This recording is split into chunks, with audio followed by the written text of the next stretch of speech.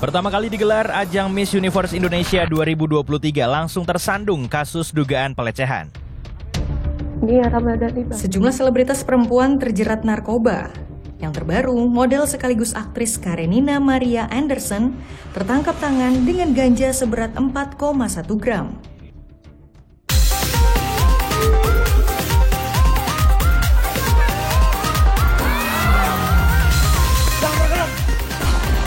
Mohon maaf sebesar-besarnya kepada istri saya.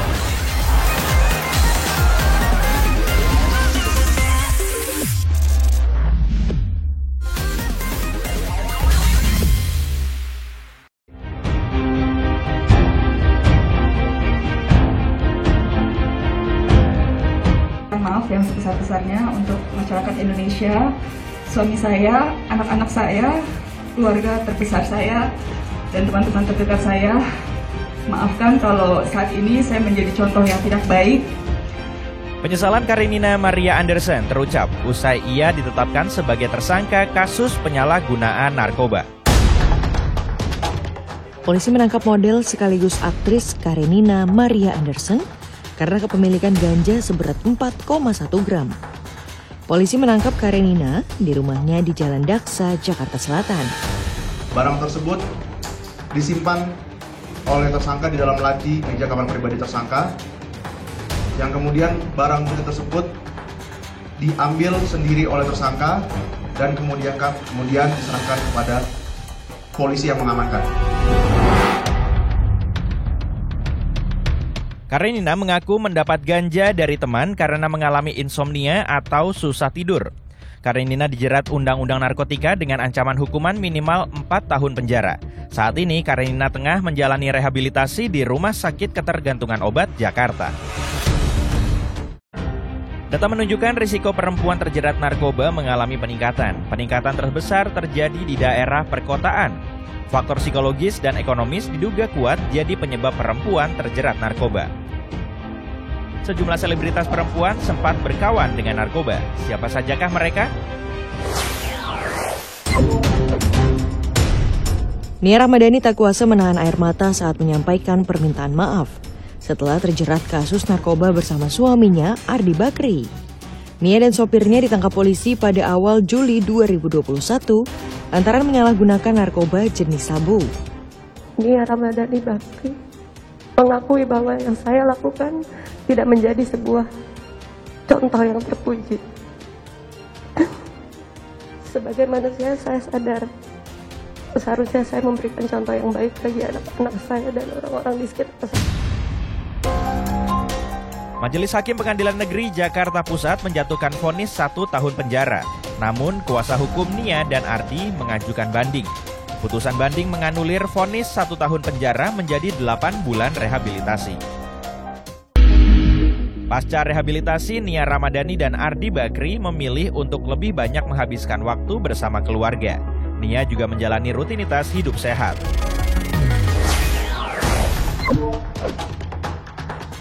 Air mata Nunung tumpah, ia tak bisa berkata-kata selain meminta maaf. Ya.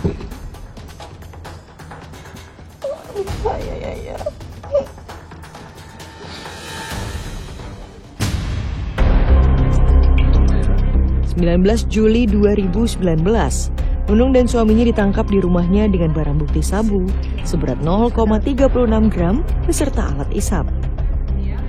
Panik dengan kedatangan polisi ke rumahnya, Nunung sempat membuang sabu miliknya ke toilet. Dari hasil tes, Nunung terbukti positif menggunakan sabu. Lagi-lagi Nunung menitikan air mata usai mendengar hakim memvonisnya 18 bulan penjara. Hakim juga meminta kedua terdakwa untuk menjalani rehabilitasi di Rumah Sakit Ketergantungan Obat. Nunung mengaku sempat menggunakan narkoba sekitar 20 tahun lalu, tapi kemudian dia berhenti. Nunung kembali memakai barang ilegal itu dengan alasan meningkatkan stamina dalam bekerja. Usai terjerat kasus narkoba, nama Nunung sempat meredup. Wajahnya tak lagi menghiasi layar kaca.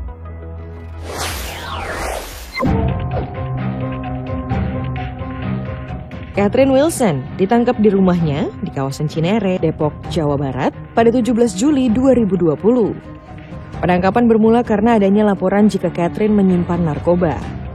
Saya minta maaf kepada seluruh masyarakat dan kepada keluarga besar saya karena saya telah melakukan kesalahan dan saya sangat menyesal dan saya akan berjanji tidak akan melakukan hal bodoh seperti ini lagi.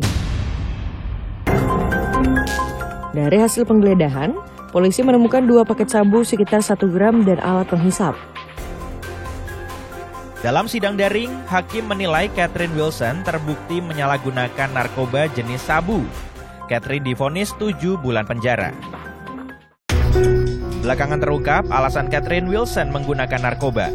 Saat pandemi, Catherine tak memiliki pekerjaan tetap. Ia juga tak ada tanggung jawab karena tak punya suami dan anak. Kini, Catherine sudah menikah dengan seorang pengusaha sekaligus anggota DPRD Sidrap. Ia juga tengah bersiap kembali bintangi layar lebar.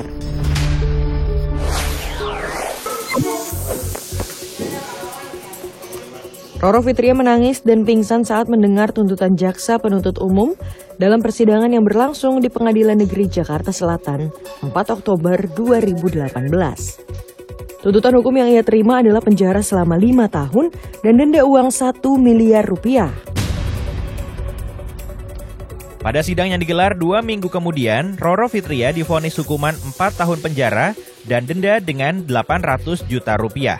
Roro Fitria terbukti melakukan tindak pidana atas kepemilikan sabu seberat 2,4 gram. Roro kembali menangis histeris saat keluar dari ruang persidangan.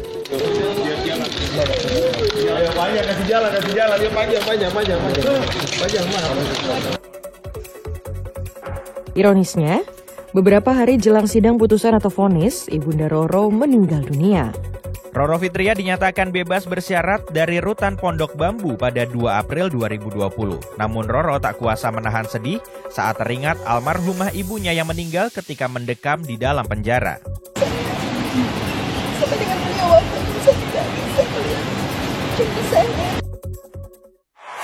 Kini Roro Fitria disibukkan dengan mengurus bisnis dan tetap aktif di dunia hiburan.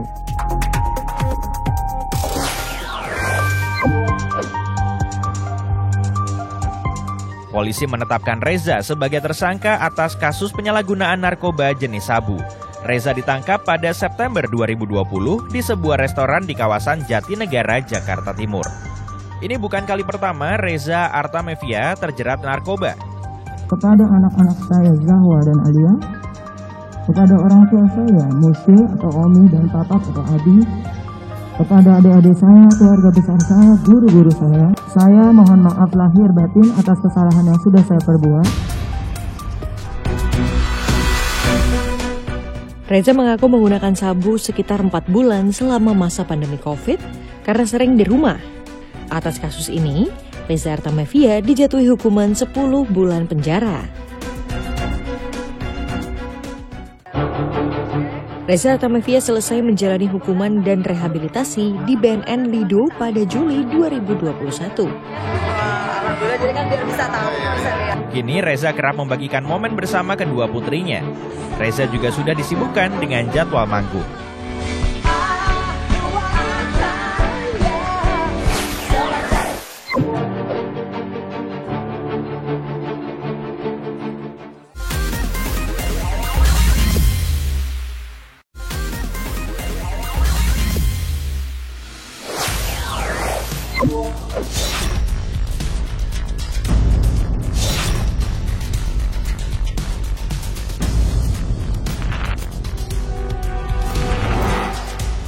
Ajang kontes kecantikan Miss Universe Indonesia yang baru saja selesai digelar 3 Agustus lalu dinodai dugaan pelecehan. Sejumlah finalis melapor ke Polda Metro Jaya terkait kasus dugaan pelecehan seksual di dalam rangkaian kegiatan ajang Miss Universe 2023. Tanpa pemberitahuan, para finalis tiba-tiba diminta melepas busana untuk pemeriksaan tubuh atau body checking. Saat itu bahkan ada sejumlah pria di dalam ruangan dan didokumentasikan. Karena takut mempengaruhi penilaian, para finalis terpaksa mematuhi perintah yang tak lazim itu. Saya di situ merasa agak tertekan, tapi saya juga tidak bisa berbuat apa-apa karena takut sebagai itu salah satu penilaian. Dan di situ hanya ditutup oleh sekat kayu saja dan itu terbuka orang bisa lalu lalang, dan di situ juga ada pria juga. Jadi ada beberapa wanita dan beberapa pria juga, jadi benar-benar ramai dan saya sendiri. Pengacara korban menyebut ada 30 orang yang diduga dilecehkan. Kekhawatiran ya dari para korban ini CCTV itu nyala dan terekamlah semua kegiatan mereka pada saat body checking. Sebenarnya kalau yang mengalami 30 orang, tetapi yang baru memberikan kuasa kepada saya itu ada 7 orang. Polisi telah memeriksa sejumlah saksi, salah satunya kontestan yang juga korban dugaan pelecehan Miss Universe Indonesia.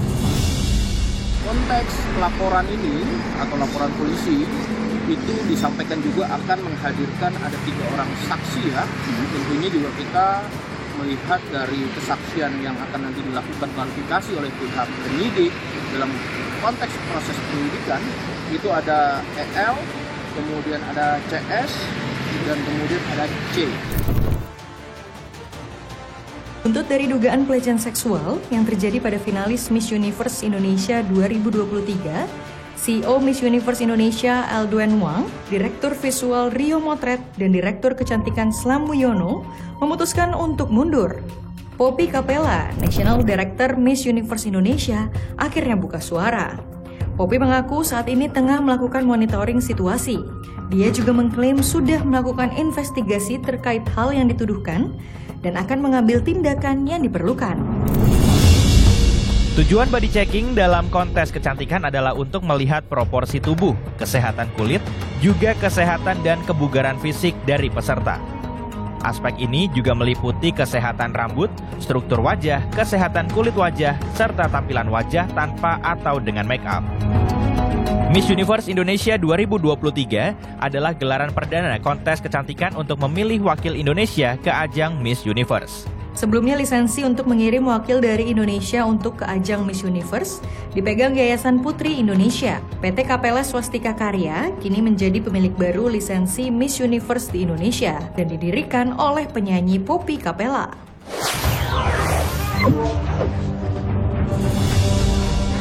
Mau diambil, 10 anak saya mau diambil. Ini adalah detik-detik 10 anak asuh YouTuber Pratiwi Novianti di bawah petugas Kementerian Sosial yang didampingi Dinas Sosial Tangerang dan polisi. Jadi guys, tiba-tiba ada datang dari kepolisian, Dinas Sosial dan Kemenkes Republik Indonesia yang menanyakan legalitas kita. Alhamdulillah legalitas kita ada, tapi mungkin kesalahan kita dan ketidaktahuan kita tentang isi dari yayasan tersebut gitu. Tidak adanya perawatan untuk bayi, jadinya bayi-bayi semua diambil. Para anak asuh ini dibawa ke Rumah Sosial Perlindungan Anak Bambu Apus milik Kementerian Sosial. Alasan penjemputan anak-anak asuh ini karena tidak ada berkas administrasi yang lengkap. Dinas sosial kita dari Kabar Eskrim, dari Barreskrim, dari Barreskrim, sama dari kepolisian. Jadi kita diminta mendampingi untuk anak yang bersangkutan itu dibawa ke Kementerian Sosial untuk melakukan pembinaan untuk diurus lah, dirawat ya. Namun Kabid Rehabilitasi Sosial Dinsos Tangerang menegaskan saat dilakukan pengecekan dokumen, pihak Novi hanya menunjukkan akta notaris yayasan yang beralamat di Kabupaten Tangerang. Cekan dokumen itu kita ditunjukkan oleh kepada tim kami yang hadir di sana itu akta notaris. Akta notaris pendirian Yayasan Rumah Peduli Kemanusiaan yang beralamat itu di Jalan Perunggu, Perumnas 2, Kabupaten Tangerang. Jadi memang lokasi akta pendirian itu bukan di wilayah administratif Kota Tangerang. Padahal sebuah yayasan yang didirikan untuk mengelola dan menyalurkan bantuan kemanusiaan memang perlu didukung dengan legalitas dan perizinan yang memadai. Pertama, akta pendirian yayasan. Untuk mendapatkan status badan hukum, akta pendirian tersebut harus mendapat pengesahan dari Menkumham. Kedua, anggaran dasar yayasan. Ketiga, NPWP yayasan. NPWP yayasan baru bisa didapat setelah akta pendirian memperoleh pengesahan dari Menkumham. Keempat, domisili yayasan harus mengikuti peraturan daerah mengenai rencana detail tata ruang dan peraturan zonasi. Pendirian sebuah yayasan memang harus mengikuti prosedur yang berlaku. Salah satunya adalah legalitas. Anak-anak asuh yang dirawat Novi ini lahir dari orang dengan gangguan jiwa atau ODGJ yang diasuh di yayasan milik Pratiwi di Cipondoh, Tangerang, Banten.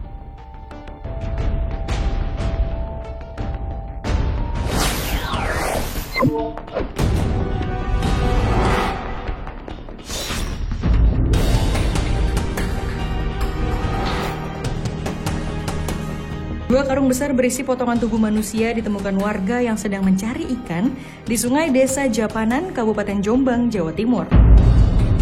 Saat ditemukan, kondisi jenazah sudah mulai membusuk. Dua karung tersebut berisi potongan tubuh, namun bagian kepala korban tidak ada. Tim kedokteran forensik dari Rumah Sakit Bayangkara Kediri memperkirakan korban berjenis kelamin perempuan berusia 25 hingga 50 tahun. Memasuki hari keempat, identitas korban masih belum terungkap. Dari hasil forensik diketahui, korban meninggal sekitar 4 hingga 5 hari sebelum ditemukan, sehingga perkiraan korban meninggal pada tanggal 31 Juli. Polisi telah memeriksa 4 orang saksi serta mencari bagian tubuh korban yang belum ditemukan.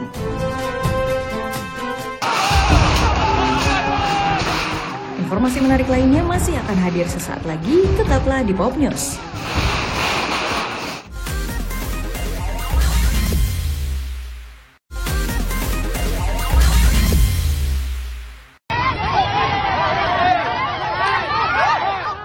Ributan ini terjadi akibat penonton terlalu ke tengah hingga bersenggolan dengan peserta lomba gerak jalan. Keadaan semakin memanas saat tiba-tiba terdengar umpatan dari deretan penonton. Peserta gerak jalan yang tak terima langsung berbalik arah dan memukul ke arah penonton. Korban yang tidak terima melaporkan kasus pemukulan ke Polres Bangkalan.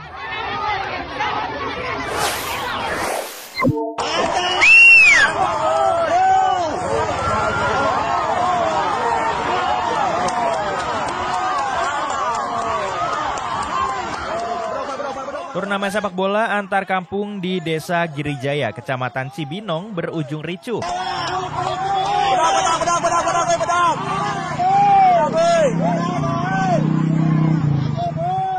Kericuan terjadi saat sejumlah penonton masuk ke lapangan. Ya Allah ya Rabbi tuh.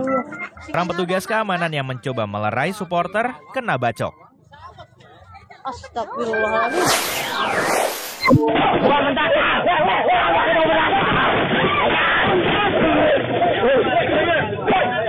Tak terima ditegur, sejumlah anak pang mengamuk di warung kelontong.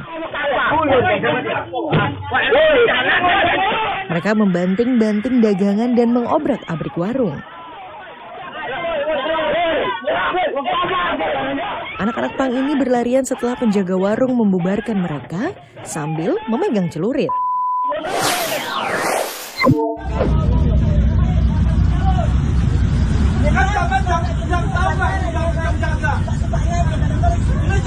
Sejumlah pemotor nekat melawan arus di jalur Transjakarta untuk menghindari razia polisi. Akibatnya, bus Transjakarta ini tak bisa lewat.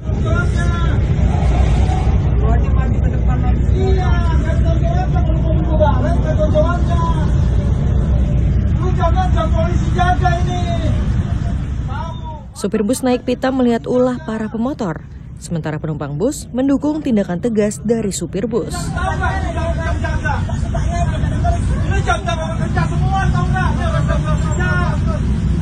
Setelah petugas Transjakarta turun tangan, para pemotor akhirnya putar balik. Tahu ya kan rasakan.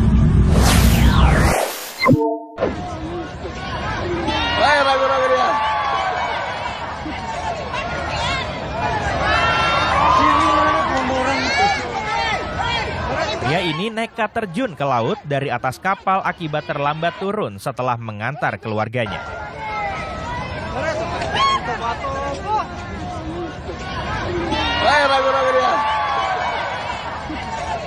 Aksinya ditonton oleh penumpang kapal dan warga di pelabuhan. Pria ini selamat dan tak terluka setelah berhasil berenang ke tepian.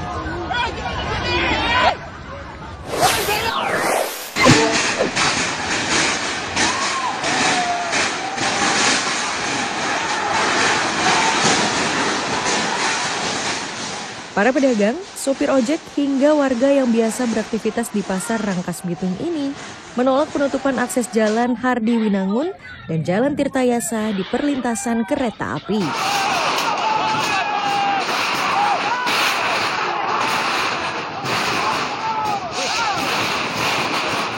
Selama ditutup, warga mengaku pendapatan menurun drastis. Dalam dialog dengan perwakilan Pemkab Lebak, tuntutan massa tidak dapat dikabulkan. Akses jalan di perlintasan kereta api ini sudah ditutup sejak 31 Juli terkait pembangunan stasiun Rangkas Bitung.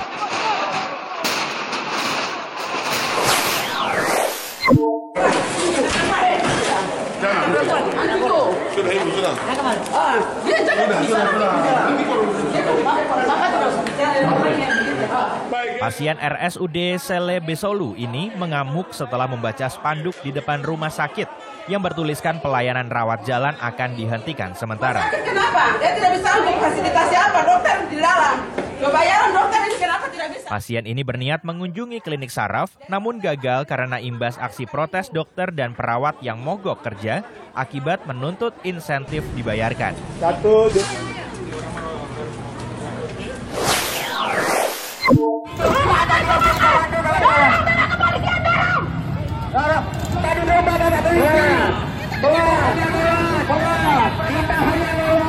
Kericuhan antara massa buruh peserta demo dengan polisi tidak terhindarkan. Kedua belah pihak terlibat aksi saling dorong dan nyaris baku hantam.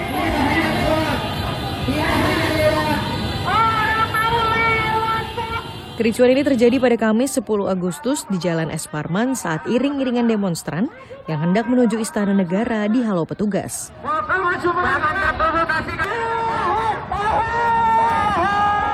20.000 massa buruh dari berbagai aliansi ini bermaksud menyuarakan aspirasi ke Presiden untuk mencabut Omnibus Law.